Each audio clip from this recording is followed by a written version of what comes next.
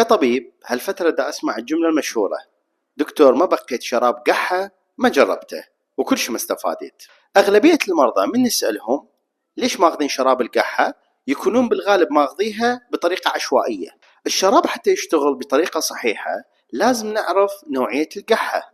احنا عندنا 4 أنواع من القحة: القحة اليابسة، القحة اللي وياها إفرازات، القحة المزمنة، وكذلك القحة الصفيرية اللي تجي ويا السعال الديكي. ليش مهم نعرف النوع؟